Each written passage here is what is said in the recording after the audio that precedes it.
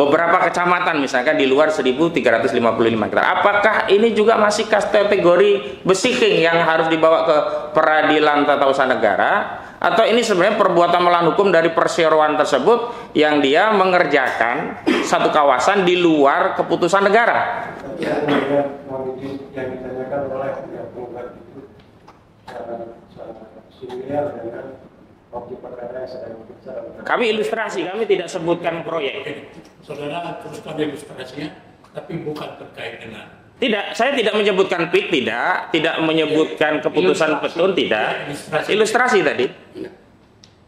Silakan dijawab. Pakai mic supaya lebih jelas suaranya.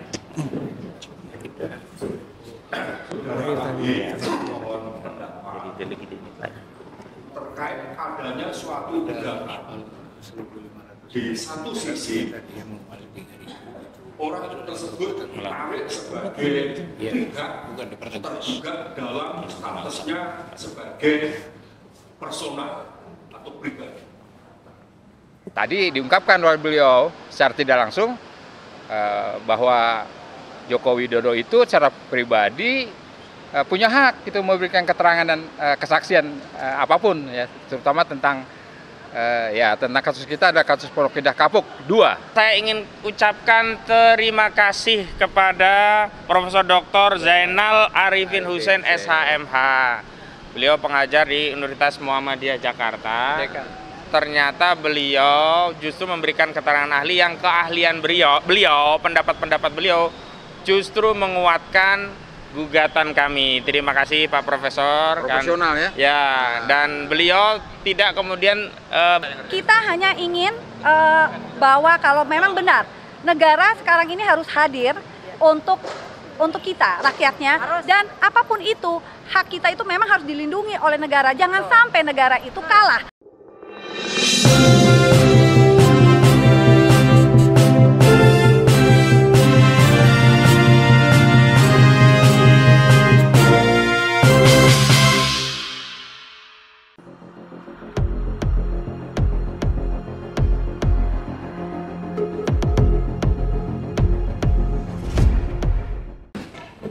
Jadi udah lengkap ya, udah kuasa dari penggugat, udah lengkap semua.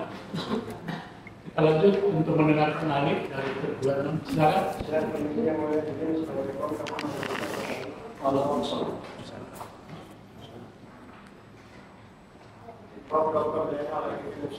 pernah ketemu Prof. Zainal. Prof. Zainal Muhammadiyah Jakarta. Ada di PTWM.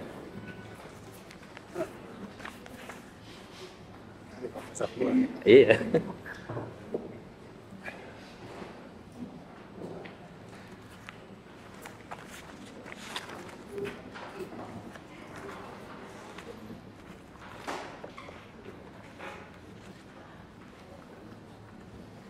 Ada CV-nya? Ada ini ya.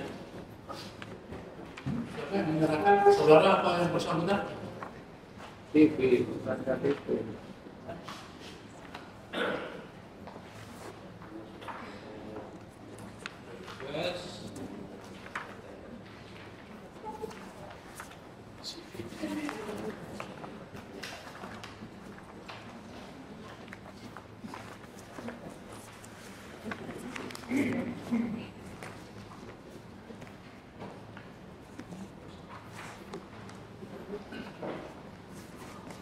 Ini ada surat tugas ya dari Universitas Muhammadiyah Jakarta. Tugaskan Profesor Dr. Zainal Arifin Hussein, SMA, Profesor Fakultas Hukum, Universitas Muhammadiyah Jakarta. Mungkin penggugat mau melihat surat tugasnya.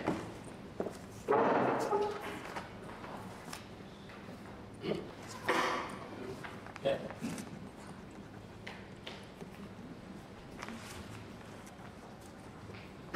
Saya lihat. Ya, boleh.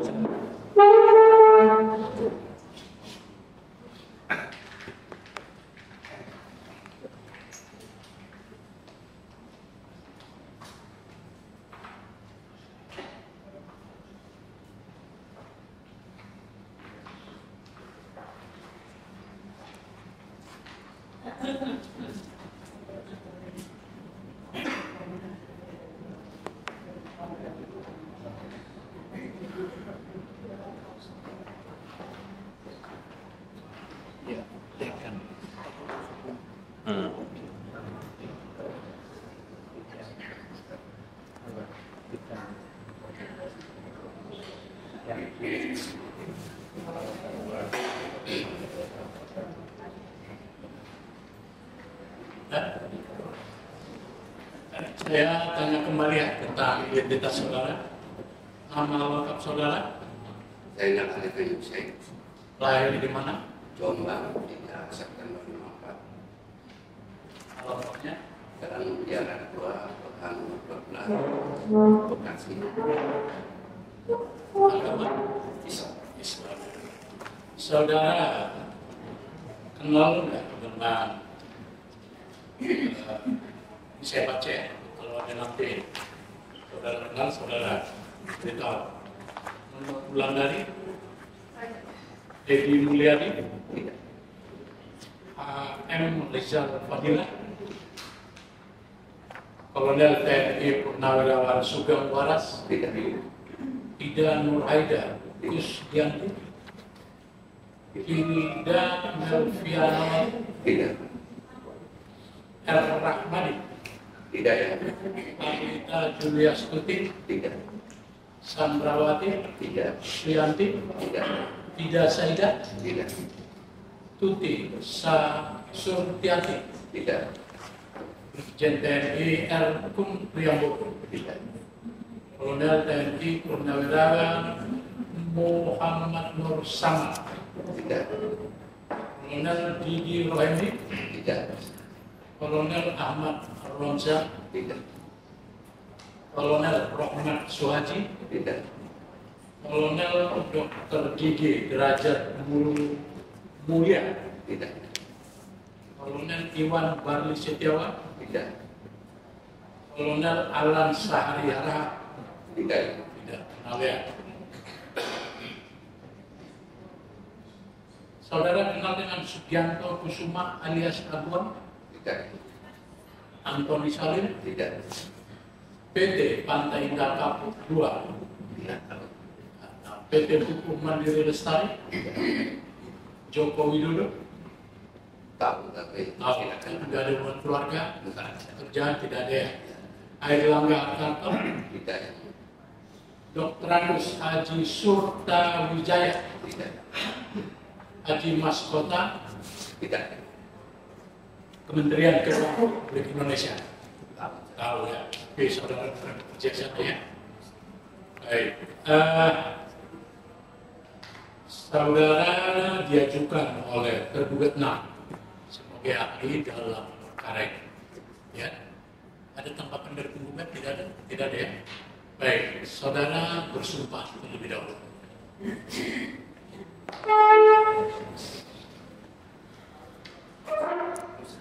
Muslim.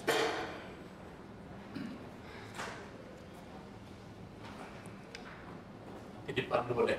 Ya.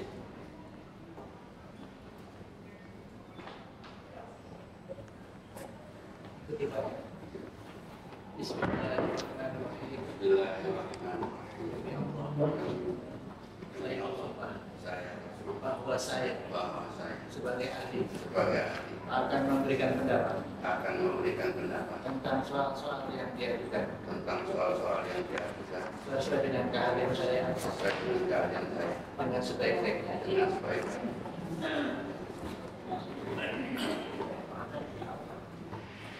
Baik, karena saudara tergugat 6 yang mengajukan ahli ini, dipersilakan kepada saudara dulu yang mengajukan pertanyaan.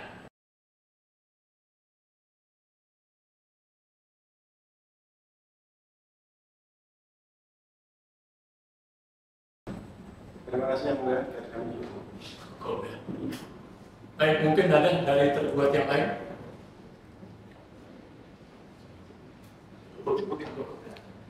Baik, persilakan. Izin yang mulia. Kuasa dari penggugat.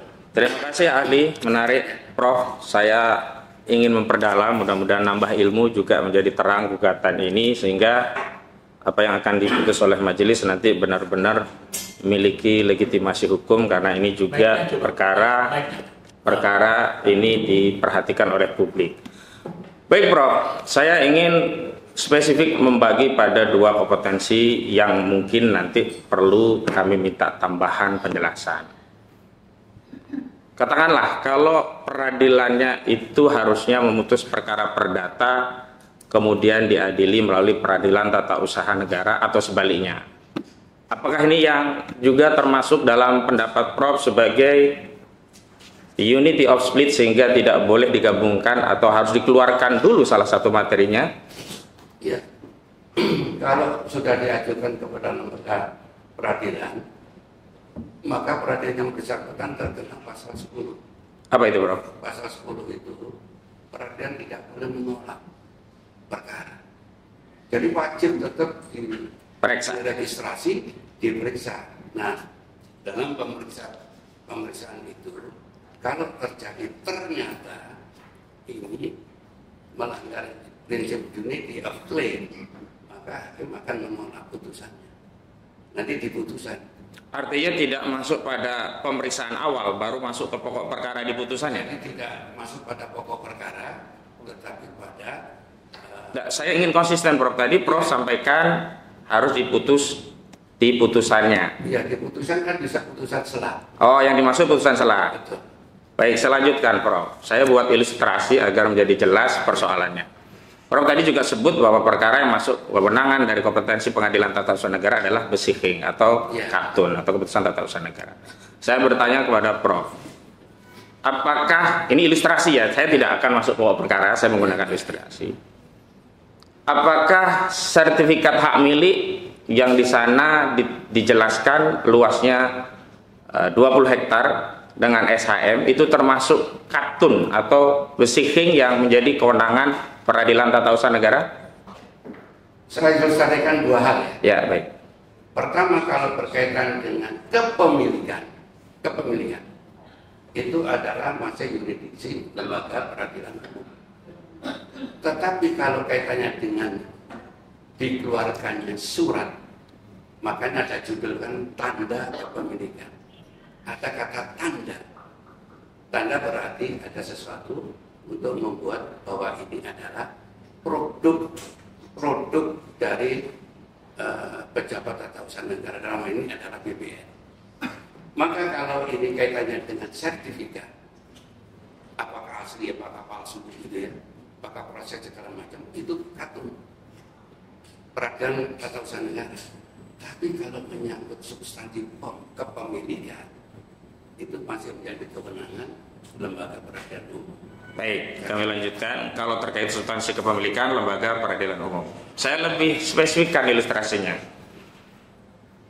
Kalau seseorang ingin membatalkan sertifikat tersebut karena dianggap ada cacat baik prosedur maupun substansi, termasuk tidak ada kewenangan dari lembaga yang berkaitan, kemana orang yang ingin membatalkan keputusan tata usaha negara itu harus mengajukan gugatan sesuai dengan kompetensi peradilan yang Prof jelaskan tadi? Sepanjang itu menyangkut keputusan yang berkaitan dengan peradilan tata usaha negara, karena objeknya adalah keputusan tata usaha negara, maka lembaga peradilan yang punya yurisdiksi adalah peradilan tata usaha negara. Baik, kami lanjutkan. Ilustrasinya ada tambahan. Objek yang dipersoalkan bukan terkait sah tidaknya sertifikat tersebut, tetapi ternyata orang yang punya 20 hektar tadi membangun bangunan melebihi luasan yang 20 hektar. Dia punya sertifikat, memang sah, belum dibatalkan. Tapi dia membangun sejumlah bangunan melebihi di 20 hektar. Misalnya, dia membangun hampir di 100 hektar di luar sertifikat itu, yang klaimnya itu adalah berdasarkan sertifikat itu. Nah, apakah membangun sebuah bangunan di luar luasan sertifikat yang dimiliki tadi masuk kategori perbuatan melawan hukum yang bisa dibawa ke kewenangan kompetensi peradilan perdata, atau masih kategori ini adalah terkait sah atau tidaknya sertifikat tersebut? Baik, kalau menyangkut perbuatan, ya, onraf mabat ya. Ya. Perbuatan tertentu itu adalah kewenangan dari lembaga peradilan umum. Peradilan umum ya. Baik. Tetapi kalau menyangkut persoalan sah atau tidaknya sertifikat sebagai tanda kepemilikan itu adalah katun peradilan tata usaha negara. Dengan demikian, kalau ada perbuatan bapaknya memperluas, katakan memperluas kepemilikannya sendiri, nah itu kan perbuatan melawan hukum, onraf matter. Tetapi bukan onraf matter overhead, bukan. Tetapi adalah oleh seseorang, oleh orang atau badan hukum perdata. Ya hubungannya adalah apakah itu konteksnya karena penyerobotannya kaitannya dengan pidana. Kalau kaitannya kepemilikannya ke lembaga peradilan perdata. Baik, saya lebih lanjut lagi.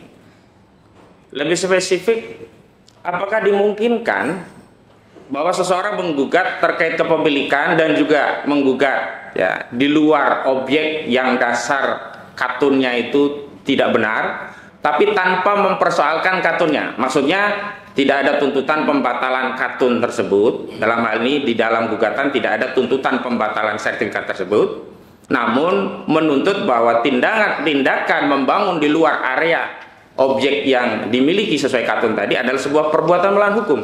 Dia membangun di luar tanah yang menjadi area dari katun objek perkara itu. Ya, tetap harus dibedakan. Mana yang kepemilikannya sah, mana kemudian yang kaitannya dengan keputusan tata usaha negara. Karena keputusan tata usaha negara itu ada perkaitannya nanti, kaitan kalau itu basic, maka kepada orang tertentu. Tapi kalau sifat yang reveling itu kan umum.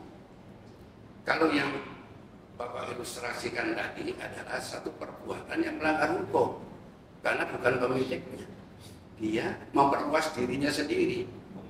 Tidak bisa, karena kepemilikan apapun itu ada prosedur, ada mekanisme, dan ada tanda kepemilikan. Nah, tanda kepemilikannya itu adalah kepada negara, kami pemerintah, yaitu tadi sertifikat itu. Baik, sekarang saya perluas. Kalau tadi kita diskusi soal besiking, sekarang saya masuk ke tahapan yang kedua, regeling. Ya. Jadi keputusan dari badan atau pejabat tun yang berkaitan dengan pengaturan masyarakat publik. Nah, dalam sebuah keputusan itu ditegaskan bahwa pejabat tun tadi memberikan izin wewenang untuk satu badan hukum tertentu mengelola satu kawasan yang luasnya 1.755 hektar. Namun pihak yang diberi izin itu menyalahgunakan, kalau bahasa kami menyelundupkan lah ya, menyalahgunakan izin regeling umum tadi, keputusan badan atau pejabat tata usaha negara dalam bentuk regelingnya. Ini agak beda. Itu melebihi kawasan itu, bahkan bisa beberapa kecamatan misalkan di luar 1.355 hektar. Apakah ini juga masih kategori besiking yang harus dibawa ke peradilan tata usaha negara, atau ini sebenarnya perbuatan melawan hukum dari perseroan tersebut yang dia mengerjakan satu kawasan di luar keputusan negara? Ya, yang ditanyakan oleh pihak penggugat itu similar dengan objek perkara yang sedang dibicarakan. Kami ilustrasi, kami tidak sebutkan proyek. Saudara teruskan ilustrasinya, tapi bukan terkait dengan. Tidak, saya tidak menyebutkan PIK, tidak menyebutkan keputusan petun, tidak. Ilustrasi tadi. Silakan dijawab. Baik yang mulia, regeling itu adalah kebijakan yang dituangkan dalam norma. Beda dengan basiking. Basiking itu adalah keputusan pejabat atau organ di lapangan hukum publik oleh yang berwenang. Kemudian yang ketiga adalah dia sifatnya konkret, individual, final, tapi ada yang dua yang penting, punya hakikat hukum. Kepada siapa? Kepada seseorang atau badan hukum. Ini.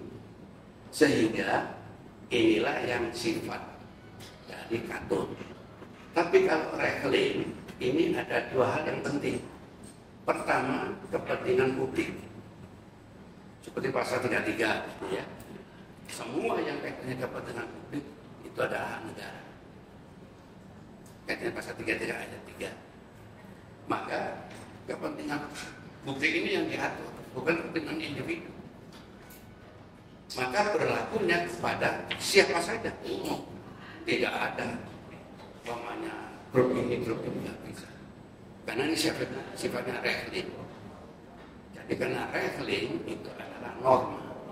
Norma yang mengatur, disinilah letaknya dalam filsafat hukum itu ada to respect. To respect itu adalah negara wajib mengatur. To protect, negara harus wajib melindungi dan to fulfill, memenuhi apa? Citizen constitutional right, hak-hak konstitusional warga negara dan human right dan hak asasi. Itu berarti norma ini tidak bisa dikatur di pengadilan tata usaha negara. Hak masyarakat untuk koreksi boleh. Boleh ya. Boleh. Tapi ajukanlah kepada lembaga pertama kalau itu di bawah undang-undang ke Mahkamah Agung. Kalau itu di undang-undang terhadap undang-undang dasar ke Mahkamah Konstitusi. Itu prinsipnya. Disinilah letak yang disebut pasal 1 ayat 2 Undang-Undang 45. Demokrasi atau kedaulatan tangan rakyat itu boleh dijalankan jika if then dijalankan menurut undang-undang dasar. Di sini teori demokrasi dan monokrasi. Sehingga di Indonesia itu tidak boleh semena-mena putusan politik. Jadi keputusan politik belum tentu benar. Keputusan demokrasi secara demokratis tidak menjamin itu benar dan adil.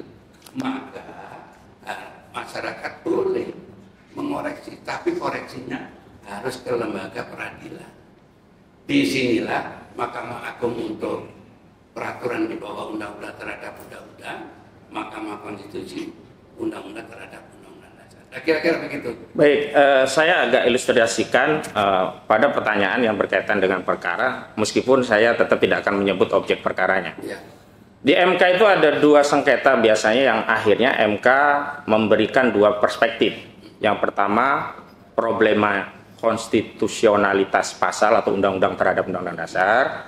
Yang kedua, problema penerapan pasal. Artinya yang bermasalah bukan normanya, tapi penerapannya. Nah, dalam konteks regeling juga, masyarakat itu bisa mempersoalkan dua hal. Kalau Prof yang sebutkan tadi kan berarti mempersoalkan norma. Apakah bertentangan atau tidak dengan undang-undang sehingga dibawa ke Mahkamah Agung tadi. Bagaimana kalau yang dipersoalkan masyarakat itu bukan keputusan atau norma atau regelingnya, tetapi pelaksanaan aturan ini oleh orang yang diberi kewenangan justru melanggar baik dari sisi batasan, prosedur juga substansi. Apakah tetap harus ke lembaga Mahkamah Agung atau itu masuk kategori merupakan perbuatan melawan hukum karena tidak sesuai dengan peruntukan, begitu? Ya, kalau kita lihat perluasannya, Ya. perluasan katut di pasal Undang-Undang 3014, lihat pasal 7, pasal 1 angka 7 dan pasal 87. Maka perbuatan melawan hukum itu diperluas termasuk tindakan, baik itu tindakan yang sifatnya faktual maupun tindakan dalam arti hukum, right handling. Dengan demikian, kalau itu kaitannya dengan norma, saya berpandangan bahwa tetap yang diuji itu norma. Normanya itu valid atau tidak. Valid itu dengan struktur ke atas hierarki norma, atau valid dengan nilai-nilai yang berkembang dalam masyarakat. Jadi yang berkembang di dalam judicial review itu ada dua perspektif. Perspektif positivisme, yang kedua perspektif common law atau perspektif living law atau progresif. Karena di situ hak asasi masuk. Semua putusan dari demokrasi dibela katakan di undang-undang atau peraturan, kalau melanggar hak asasi itu wajib dibatalkan. Wajib, bukan dapat, wajib dibatalkan. Karena apa? hak masyarakat itu dilindungi oleh Undang-Undang Dasar. Jadi proteksi tadi. Dalam ilustrasi yang saya sampaikan, justru besikhingnya itu sendiri misalkan sudah dibatalkan. Sementara tindakan dari pemegang besikhingnya itu tetap melanjutkan sebuah tindakan berdasarkan besikhing. Saya kasih contoh lah, misalnya dia punya sertifikat tanah, dia bangun di luar wilayah. Sertifikatnya itu sendiri sudah dibatalkan atau sudah diangkat oleh badan yang menerbitkan, tapi dia tetap melanjutkan. Apakah tindakan melanjutkan ini juga bisa dibenarkan secara hukum? Gitu. Kalau secara hukum ya tidak. Nah, kemana kewenangannya? Bukan persoalan norma. Penerapan kan? Penerapan. Nah. Jadi judicial review itu adalah kaitannya dengan pengaturan norma. Norma itu sesuai dengan hierarki atau norma itu sesuai dengan nilai-nilai yang berkembang dalam masyarakat namanya asasi. Nah, oleh karena kalau itu ada pelanggaran hukum, pelanggaran ini, kalau itu penyerobotan, kalau itu pembuangan tidak izin, itu kan pidana, bukan masalah perdata. Bukan, ada hak-hak yang di masyarakat itu diambil yang sebelumnya berdasarkan keputusan dari badan pejabat penyelenggara negara. Yang keputusan itu sudah dianulir. Apakah tindakan tadi, maksud saya pertanyaannya, masih terkategori harus masuk ke petun, atau ini sebenarnya hal yang terpisah berkaitan dengan kerugian yang dialami oleh masyarakat? Ya, saya kira itu masuk dalam contract matter overhead. Oh, iya. Jadi perbuatan melawan hukum oleh pejabat negara. Itu. Pejabat negara? Itu. Ini pejabatnya sudah menganulir tindakannya, sudah dibatalkan, selesai. Nah, pihak swasta yang mendapatkan fasilitas dari ketun tadi masih melanjutkan. Apakah ini tindakan pejabat negara juga? Oh, yang Anda ilustrasi. Itu, ya. Mohon maaf ya kemudian. Tanggapan saya itu karena ada kebijakan dari pejabat tata usaha negara. Ya. Kalau itu on matter overhead. Kalau ini on matter. Perbuatan melawan hukum. Saya lanjutkan. Mohon izin nggih, panjenengan ahli perdata atau tata usaha negara atau keduanya? Saya itu ahli tata negara dan perdata juga ya? Tata usaha negara. Perdata? Satunya perdata. Dalam keterangan ini apakah termasuk keahlian saudara termasuk perdata?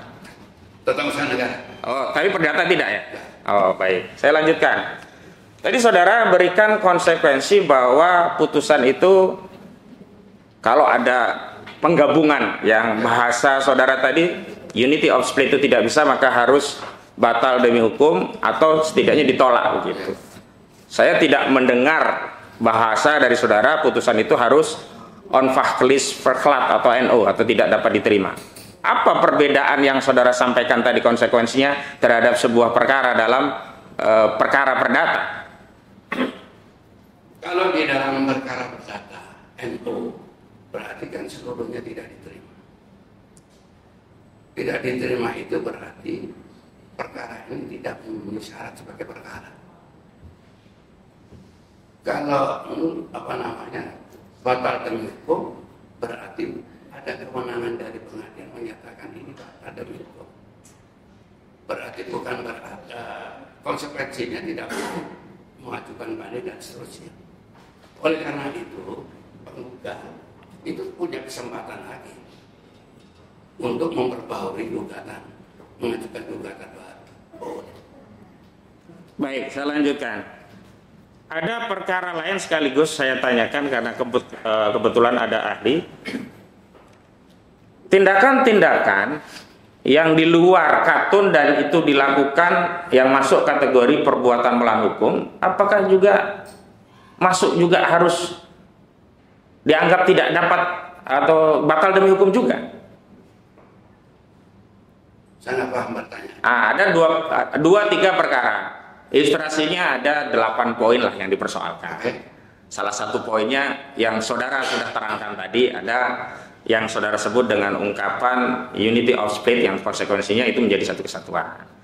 Bagaimana dalam sebuah objek itu ternyata tidak hanya satu objek saja, ada beberapa objek yang lain, ada 7, ada 8, yang itu tidak terkait dengan keputusan tata usaha negara. Apakah ini tetap menjadi harus dibawa ke katun atau bagaimana? Keberatan yang melihat pengulangan tadi datanya hal itu dan jawaban kami tidak ada skrip. Begini, sebentar.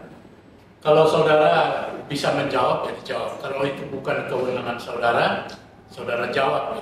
Ya, saya coba menjawab yang mulia. Baik. Ya.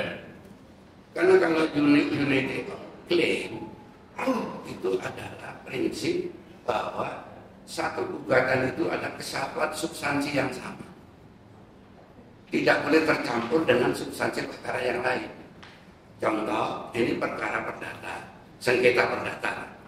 Tapi di dalamnya ada juga dimajukan perkaranya kaitannya dengan kebijakan tone gitu.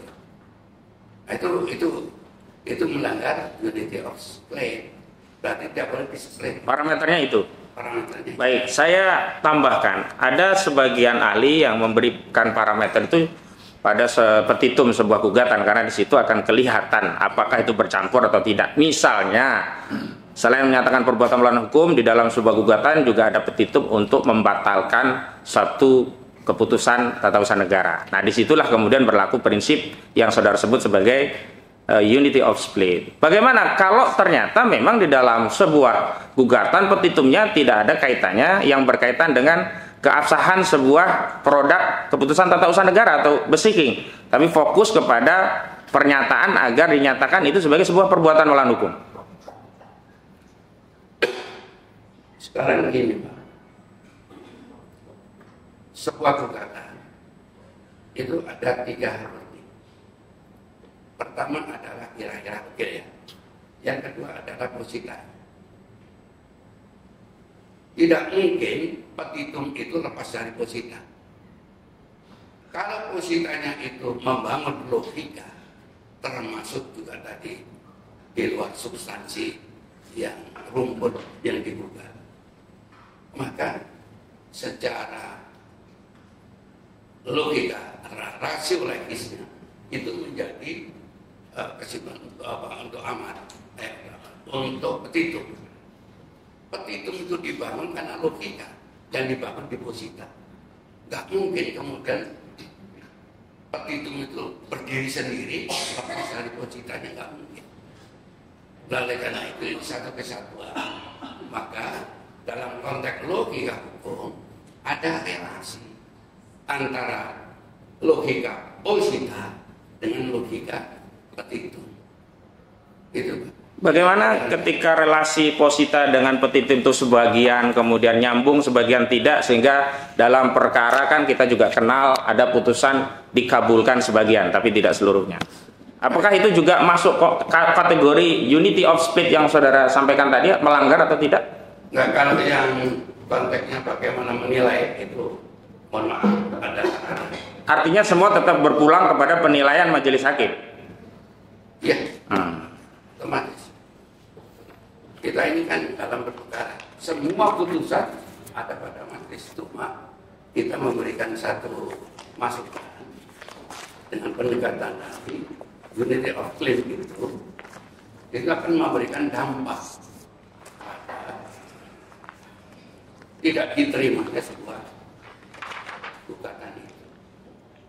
Baik, tadi saudara karena mengajar perdata juga saya ingin bertanya, apa substansi dari pasal 1365 sebagai dasar sebuah perkara itu masuk kategori perbuatan melawan hukum itu seperti apa? Paling tidak unsur-unsurnya saja.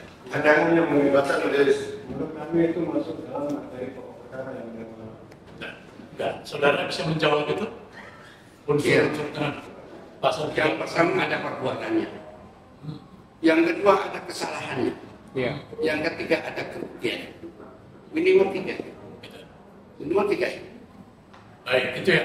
Ya. Dan lanjut. Baik, dalam konteks pembuktian jika ketiga-tiganya terpenuhi, apakah itu berarti sudah terpenuhi ketentuan pasal 1363 tersebut, 65 tadi?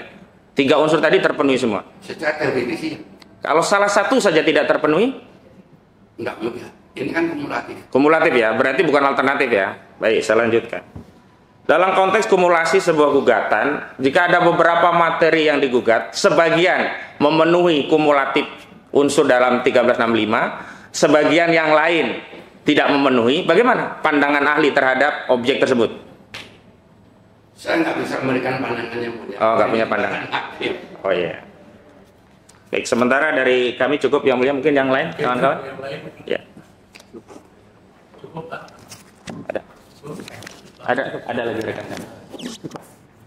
Cukup? Oh, cukup yang mulia, kami kembalikan. Ini Baik. dari gugat kembali ke tergugat ada. Mohon izin yang mulia untuk menyampaikan satu pertanyaan kepada ahli. Silakan. Terima kasih. Pakai mic supaya lebih jelas suaranya. Mohon pendapat terkait adanya suatu gugatan. Di satu sisi orang tersebut ditarik sebagai pihak tergugat dalam statusnya sebagai personal atau pribadi.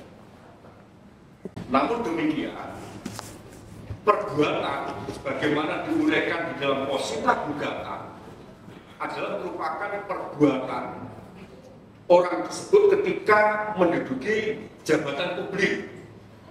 Pertanyaan saya terkait dengan gugatan yang substansinya demikian ini, apakah peradilan umum ataukah peradilan tata usaha negara yang memiliki kewenangan untuk memeriksa, mengadili dan memutus atas perkara. Terima kasih. Iya. Jadi kalau sudah tidak dari pejabat, ya tidak bisa dihitung. Tetapi kalau sudah tidak, artinya apa namanya menjadi warga negara biasa, ini bisa di pengadilan biasa. Orang nggak peradilan umum. Karena gini Pak, orang pejabat atau amdrager itu akan terkait dengan the arms. Ini kan teorinya Lohman. Sehingga amdrager ini mewakili sebagai wakil hukum dari the arms. Sehingga apa yang diputuskan sebagai kebijakan, tanggung jawabnya sepanjang dia menjabat dan terkait dengan lembaga atau badan atau usaha negara tersebut. Dengan demikian, jika menggugat produk hukum jabatan atau pejabat tersebut, maka tidak bisa dikenakan kepada orang sebagai warga negara, tapi kembali kepada jabatan. Siapapun yang mengganti, dia akan bertanggung jawab tentang itu. Dan itu kan di jabatan. Ahli mau diperjelas atas perbuatan ketika menduduki jabatan publik yang pada akhirnya menjadi bagian dari objek sengketa, itu masuk kewenangan peradilan umum atau peradilan tata usaha negara. Sepanjang dia masih sebagai pejabat tata usaha negara, itu masuk betul. Tapi kalau sudah tidak, kembali kepada lembaga, maka lembaganya ini bisa betul. Contoh penyebabnya, basic pay yang dikeluarkan tahun sebelumnya, dia sudah kemudian biasanya diberi lagi karena pejabat. Maka keputusan itu kan masih hidup, kembali kepada lembaganya itu. Lembaganya dan itu menjadi seorang peratur. Terima kasih. Ada dari para terlibat cukup ya?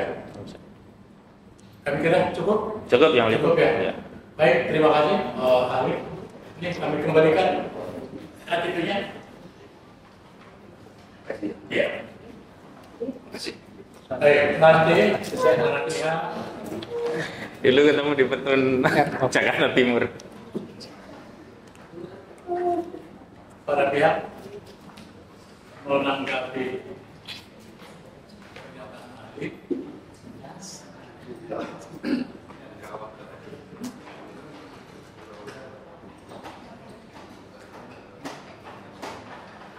Sudah ada ya? Udah cukup ya? Semua ya? Baik. Penggugat juga? Cukup ya? Kami tidak mengajukan memang sejak awal. Baik, berarti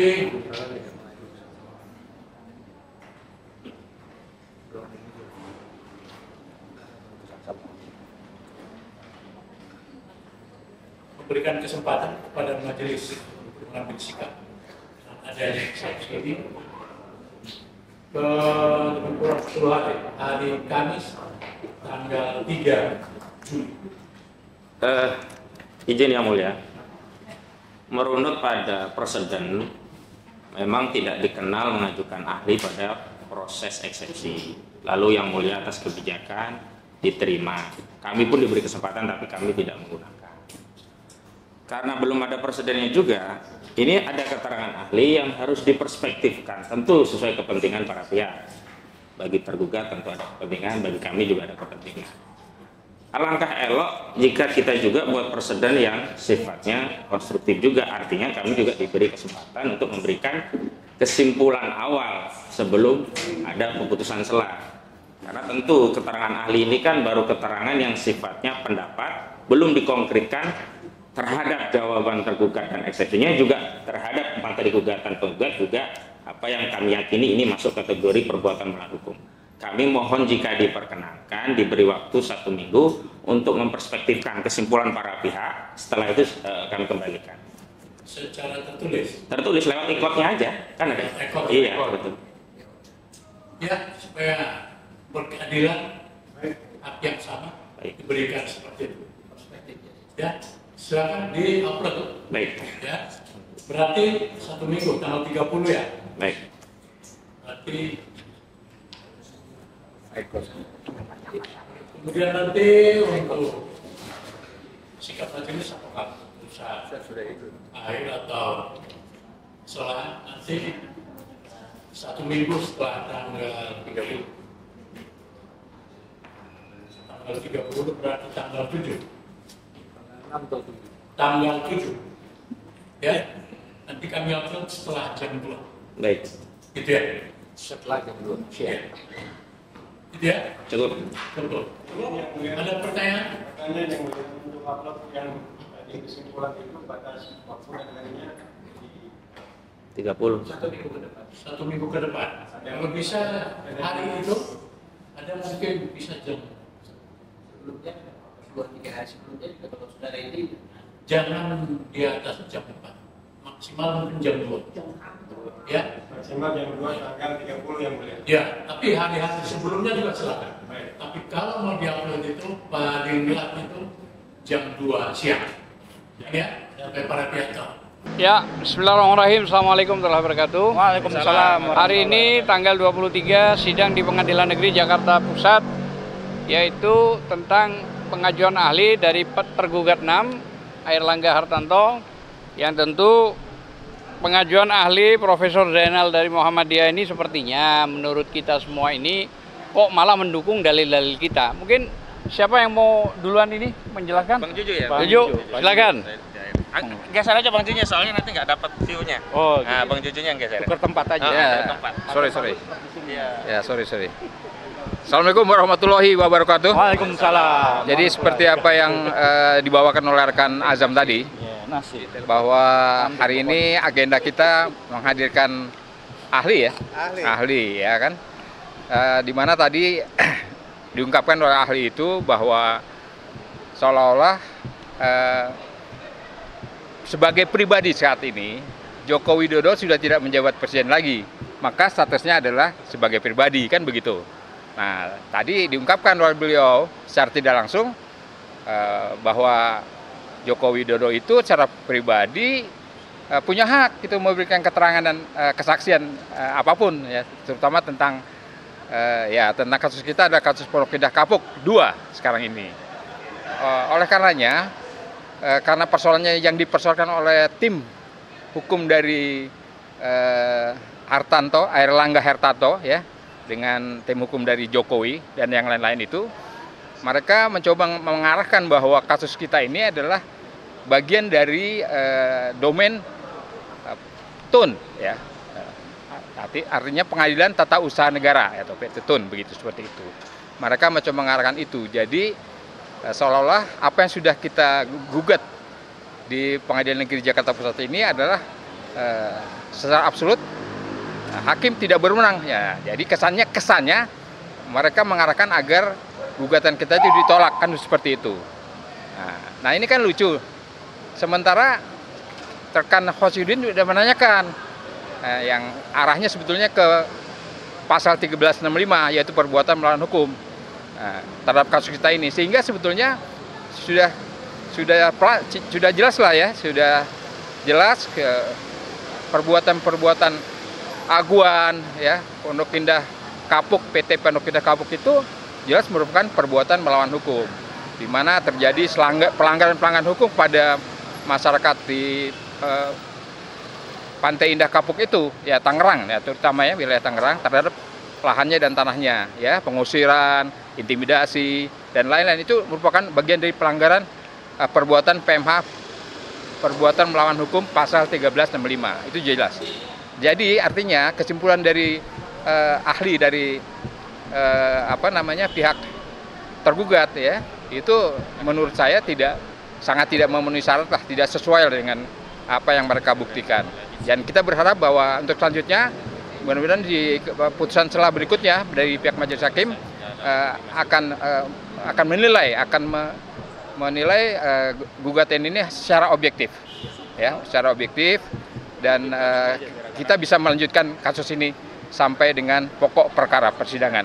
Oke. Demikian, wassalamualaikum warahmatullahi wabarakatuh. Monggo, silakan dilanjut. Oke, assalamualaikum warahmatullahi wabarakatuh.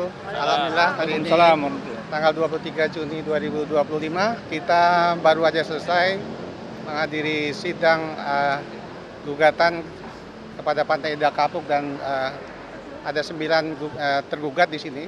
Hari ini para tergugat mengajukan ahli, tergugat 6 ya yang mengajukan ahli.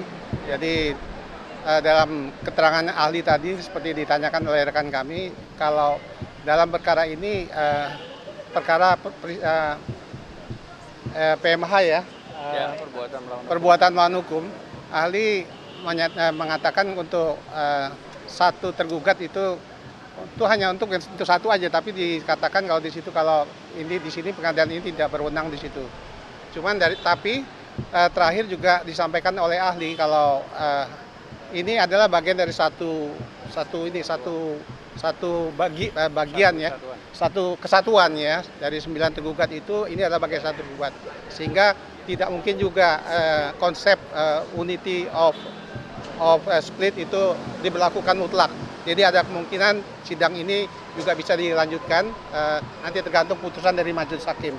Saya pikir itu mudah-mudahan putusan selah yang nanti akan didapat pada tanggal 7 Juli nanti kita tetap bisa menyaksikan proses pembuktian daripada sidang yang sudah sekian lama terjadi. Terima kasih. Assalamualaikum warahmatullahi wabarakatuh. Waalaikumsalam. Langsung Mbak Susi dulu masuk. Mbak Susi. Terima kasih. Assalamualaikum warahmatullahi wabarakatuh. Waalaikumsalam. Tadi sudah disampaikan oleh rekan kami terdahulu bahwa memang sebetulnya pengajuan ahli itu untuk di awal ini sebetulnya memang tidak lazim, karena biasanya itu dalam pengajuan ahli itu dalam pembuktian. Tapi karena kami ini kooperatif dan kami tidak ingin berdebat panjang lebar, semua kami serahkan kepada pihak pengadilan, dan pengadilan mengakomodir, kami ikutin saja. Sebetulnya apa yang disampaikan tadi oleh ahli sudah jelas, ada kompetensinya yang dipermasalahkan sama T6 ya, itu bahwa kalau menurut asumsi kami bahwa itu akan melepaskan kewajiban dan tanggung jawab. Artinya apa? Bahwa di situ seolah-olah T6 itu sudah melakukan kebijakan itu berdasarkan basicing. Artinya apabila ada permasalahan itu pasti harusnya larinya ke TUN. Tetapi kan kami di sini tadi seperti yang rekan terdahulu sampaikan bahwa ini bagian dari satu kesatuan yang dimana tidak mungkin diseplit, bahwa ini memang satu kesatuan itu PMH bahwa gugatan kita ini PMH karena apa, yaitu tadi orang yang sudah tidak menjabat otomatis atas nama pribadi dan tepatnya ya memang di peradilan umum begitu. Jadi seperti tadi yang ahli sudah sampaikan, untuk mantan Presiden Joko Widodo itu dari pihak kuasanya berharap dia akan dilepaskan karena kebijakan itu dilakukan ketika dia menjabat sebagai presiden. Itu asumsi kami ya, karena memang tadi dia menanyakan lah, untuk ketika dia sudah tidak menjabat, apakah masih tetap dilakukan di peradilan umum atau ditun. Dan tadi ahli sudah menjawab dengan tegas berkaitan dengan kebijakan ketika kita di dalam gugatan itu yang ditujukan adalah pribadi, maka tentu saja di peradilan umum karena dia sudah tidak menjabat lagi. Nah, apabila kita mempermasalahkan keputusannya, yaitu baru ditun, dan yang akan kita gugat pastinya presiden yang sekarang, yang menjabat sekarang. Jadi jangan beralih-alih atau berdalih atau mengalihkan tanggung jawab ya. Jadi kita semua di sini sudah memikirkan, sudah mempelajarin, tentu saja, apalagi koordinator sudah mempelajarin jauh-jauh hari atau jauh-jauh itu dalil-dalilnya sudah jelas. Jadi jangan coba-coba mengalihkan kepada majelis hakim untuk berpedoman kepada kompetensi relatif. Jadi dari di sini kami mohon pihak pengadilan tetap mempunyai mempunyai hak prerogatif untuk menentukan bagaimana nanti akhir dari putusan ini, apakah putusan salah atau apa, itu haknya dari peradilan. Kami berserahkan kepada pihak peradilan, pihak majelis hakim, dan semoga beliau-beliau itu tetap istiqomah dan tetap mengedepankan keadilan. Sekian, terima kasih. Billahi taufik wal hidayah. Assalamualaikum warahmatullahi wabarakatuh. Aku ya? Ya. Oke. Baik, bismillahirrahmanirrahim. Assalamualaikum warahmatullahi wabarakatuh. Bang Dio, lagi mikir biar ada hijab. Ya. Jadi yang pertama saya ingin ucapkan terima kasih kepada Profesor Dr. Zainal Arifin Husein SHMH. Beliau pengajar di Universitas Muhammadiyah Jakarta. Ternyata beliau justru memberikan keterangan ahli yang keahlian beliau, pendapat-pendapat beliau justru menguatkan gugatan kami. Terima kasih Pak Profesor. Profesional ya. Dan beliau tidak kemudian bertindak tidak profesional ya. Mentang-mentang diajukan oleh tergugat 6 lalu membela tergugat 6. Enggak. Ternyata beliau memberikan keterangan pendapat sesuai dengan kapasitas beliau, objektif, proporsional, dan justru kami simpulkan menguatkan dalil-dalil gugatan kami. Dan tentu saja ini sejalan karena kita tahu bahwa LBH AP Muhammadiyah yang ditunjuk secara resmi oleh Perserikatan Muhammadiyah untuk mengadvokasi kasus PIK 2 itu benar-benar merasakan langsung, melihat dari jarak yang sangat dekat bagaimana kezaliman proyek PIK 2 milik Aguan dan Antoni Salim ini terhadap rakyat Banten. Jadi nggak mungkin lah profesornya mau bertentangan dengan lembaganya. Jadi tadi kami semangat sekali ya memperdalam pertanyaan yang hasilnya justru menguatkan dalil-dalil gugatan yang kami ajukan. Yang kedua, adapun terkait substansinya itu adalah bahwa beliau justru menegaskan, nah ini kepada saudara Jokowi dan Erlangga Hartarto ya, justru kuasa hukum Jokowi yang bertanya ini namanya pertanyaan senjata makan tuan, ya pengennya ya kuasa hukum Jokowi bertanya, loh itu yang digugat jangan Jokowi secara pribadi ya presidennya lah, hari ini Prabowo ya Prabowo lah yang digugat. Nah justru keterangan ahli tadi menyatakan kalau perbuatan itu digugat atas individu sebagai pribadi, sebagai warga negara, ya harus dibawa ke peradilan biasa. Jadi peradilan umum, dalam hal ini Pengadilan Negeri Jakarta Pusat. Kenapa Pengadilan Negeri Jakarta Pusat? Karena salah satu tergugat itu, yakni Antoni Salim, domisilinya di Pengadilan Negeri Jakarta Pusat. Kalau ada beberapa tergugat, nah, di salah satu domisili sudah berwenang. Artinya apa? Justru menguatkan ya apa yang menjadi dalil-dalil kami, dan kami tegaskan memang kami tidak pernah menggugat presiden, tidak pernah menggugat menteri. Yang kami gugat pribadi saudara Joko Widodo dan saudara Airlangga Hartarto. Nah, yang ketiga terkait substansinya adalah beliau justru menegaskan bahwa dalam konteks keperdataan itu kan kita menggugat berdasarkan pasal 1365 KUH Perdata, perbuatan melawan hukum. Sepanjang 3 unsur dipenuhi, maka ini layak untuk dikabulkan, walaupun mengabulkan atau tidak dikembalikan kepada majelis hakim. Apa unsur-unsurnya? Yang pertama ada perbuatannya, yang kedua perbuatan melawan hukum, yang ketiga merugikan, dan tiga-tiganya terjadi pada kasus proyek PIK 2. Perbuatannya apa? Di antaranya ya, ada 8 poin perbuatan yang kami jadikan dasar gugatan. Yang pertama, PIK 2 itu bebasin lahan berdalih PSN PIK 2 di hampir 9-10 kecamatan di Kabupaten Tangerang, bahkan ada yang di Tanara di Kabupaten Serang begitu. Padahal kalau merujuk kepada keputusan pembentukan PSN PIK 2 itu hanya di 1.755 hektar, berarti hanya di Kecamatan Kosambi saja.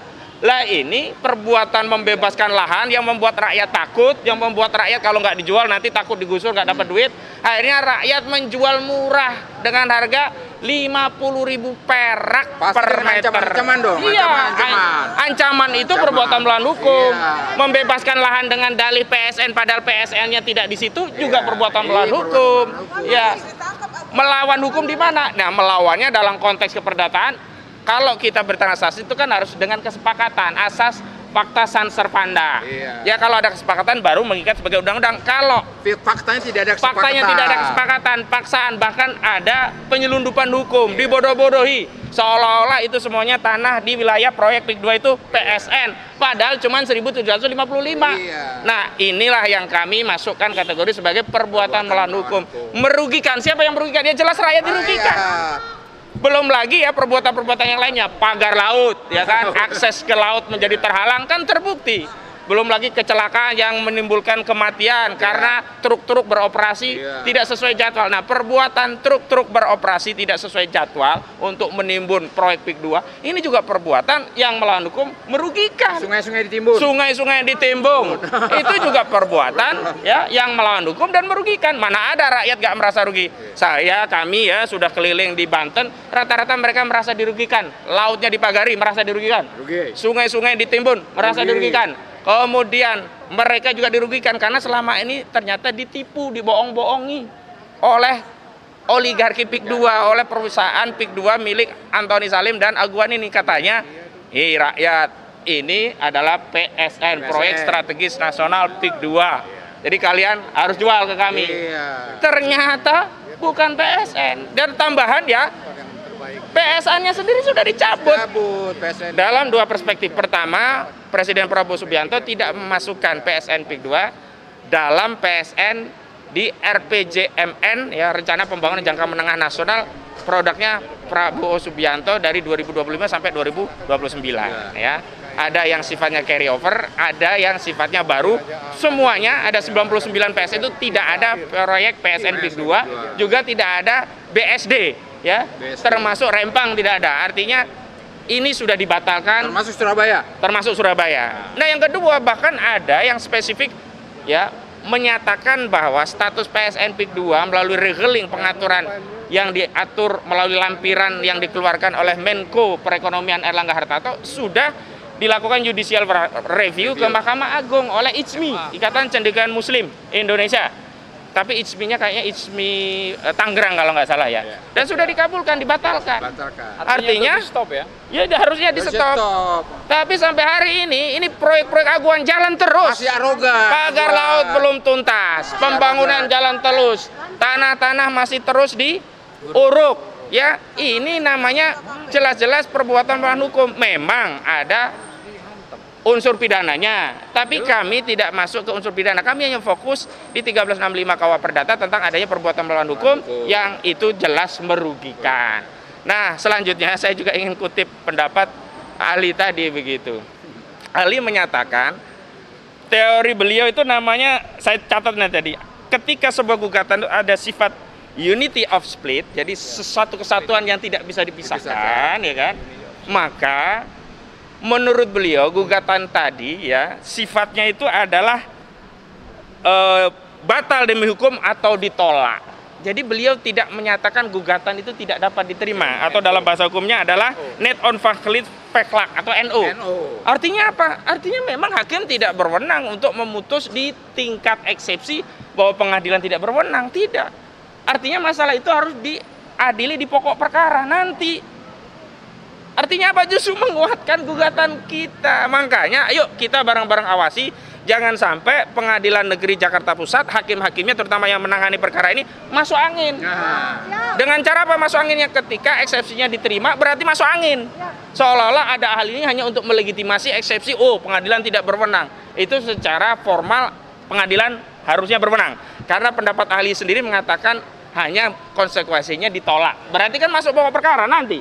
Dan yang kedua, ketika saya tanya, apakah harus demikian? Ya, dikembalikan kepada majelis hakim. Artinya, ahli pun ya tidak terlalu pede dengan pendapat bahwa itu harus ditolak. Kembali memang kepada hakim. Karena begini, ada 8 poin perbuatan melawan hukum yang kami jadikan materi muatan gugatan kepada Aguan dan Antoni Salim serta yang lainnya. Jadi bukan hanya satu. Artinya apa? Kalau yang satu tidak dikabulkan, boleh saja. Bisa jadi yang 7 dikabulkan. Sehingga apa? Boleh jadi nanti putusan itu sifatnya dikabulkan tapi sebagian. Nah, setelah saya jelaskan dengan pertanyaan tadi kan ahli tidak bisa menampik begitu. Artinya yuk kita kawal bareng-bareng. Jangan sampai ada operasi penyelamatan Aguan di kasus ini. Dengan cara apa? Kita dipenggal, jadi putusan eksepsi kemudian diterima dan hakim menyatakan tidak berwenang sehingga perkara selesai. Nggak boleh. Kita harus ya mendapati kasus ini sampai pemeriksaan saksi karena saksi kita banyak yang kita persiapkan. Jadi kalau hakim ya kemudian memutus eksepsi diterima padahal ahli yang dihadirkan oleh tergugat 6 justru menguatkan materi gugatan kita bahwa ya gugatan perbuatan melawan hukum itu layak diperiksa oleh Pengadilan Negeri dalam hal ini Pengadilan Negeri Jakarta Pusat. Berarti dugaan kuatnya hakim pengadilan ini masuk angin. Jadi harus kita kerokin nih ya. Kita kerokin terus biar nggak masuk angin nih ya. Kita kerokin. Ayo rakyat. Minyak angin. Ya, rakyat bawa minyak angin. Kita kerokin bareng-bareng biar kita rindu hakim-hakim yang benar-benar menjadi wakil Tuhan. Kita rindu hakim-hakim yang benar-benar bergelar yang mulia. Kita rindu hakim-hakim yang menegakkan keadilan meskipun langit akan runtuh. Demikian. Assalamualaikum warahmatullahi wabarakatuh. Waalaikumsalam warahmatullahi wabarakatuh. Oke, baik. Assalamualaikum warahmatullahi wabarakatuh. Waalaikumsalam warahmatullahi wabarakatuh. Tadi kita sudah memasuki sesi ahli ya, tim ahli ya. Kita hanya ingin bahwa kalau memang benar negara sekarang ini harus hadir untuk kita, rakyatnya, dan apapun itu hak kita itu memang harus dilindungi oleh negara. Jangan sampai negara itu kalah oleh oligarki. Ingat ya, kita selalu ingat. Kalau kita lupa, kita ingat, kita lihat tembok kita. Tembok kita masih ada gambar Garuda, belum menjadi naga, berarti kita adalah Garuda. Dan bukannya naga, masyarakat Indonesia adalah tanggung jawab dari pemerintah sekarang. Dan menjadi itu negara. Ada yang mau ditambahin? Silakan. Assalamualaikum warahmatullahi wabarakatuh.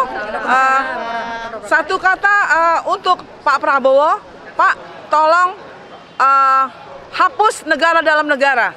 PIK 2 itu negara dalam negara. Semua kejadian narkoba atau lainnya kejahatan tidak banyak orang yang tahu dari luar. Karena mereka membatasi orang-orang pribumi untuk masuk ke dalamnya.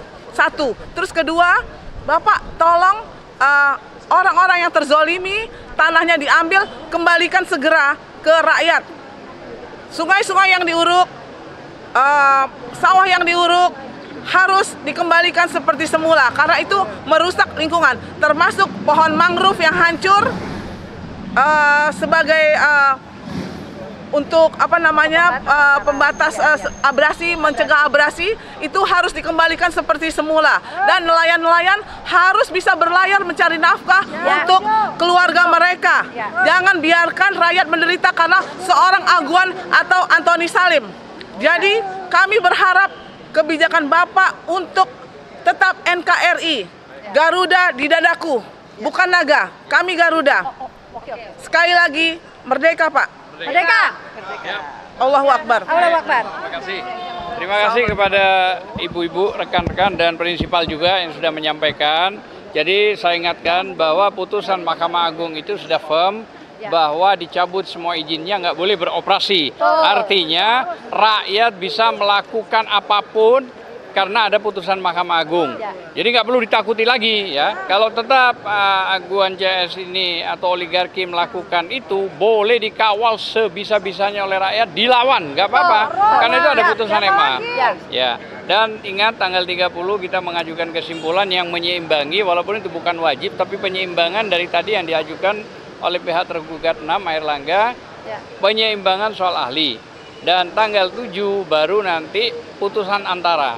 Semoga ini semua akan menjadi contoh jurisprudensi bahwa kebenaran, bahwa objektivitas hakim tetap terjaga karena mutlak Allah melihat siksa Allah itu ada terhadap para hakim yang benar-benar masuk angin tadi. Dan ini tidak main-main, ini Al-Quran yang berbicara. Terima kasih. Assalamualaikum warahmatullahi wabarakatuh.